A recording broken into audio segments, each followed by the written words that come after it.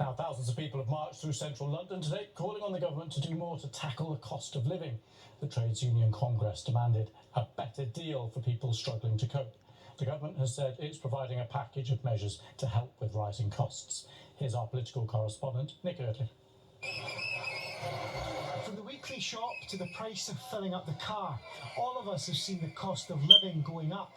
Today in London, unions called for better pay and argued the government risked looking out of touch. We've got millions of workers who are really struggling. We need to see a good increase in the national minimum wage. We need to see fair pay increases for nurses and public service workers across the board. And we need fair pay, everyone. But ministers say that if you put pay up too much, that could just push prices up further too. The Prime Minister says the country will get through the cost of living squeeze. I sympathise very much with everybody who's facing pressures caused by the cost of living. But what I would argue is that we will get through it. We will come through on the other side strongly.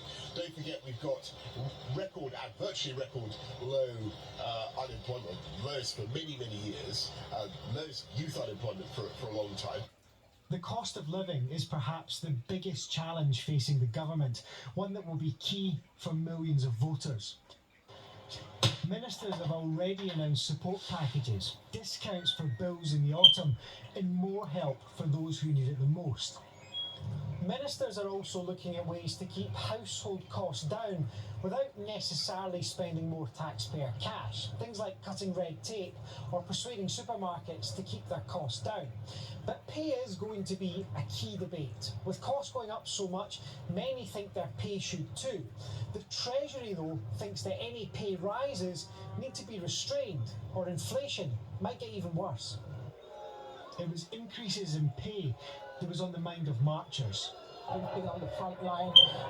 We just want some sort of pay rise, some sort of acknowledgement of the hard work that we do in the NHS. Teachers have had a real terms pay cut of 20% in the last 12 years. And the way things are going, that's just going to get worse in the next 12 months. I'm just hoping that enough people have come here today to really let the government know that something needs to change and something needs to happen. This is a political issue that's dominating the minds of politicians. The answers aren't simple. Nick Eardley, BBC News.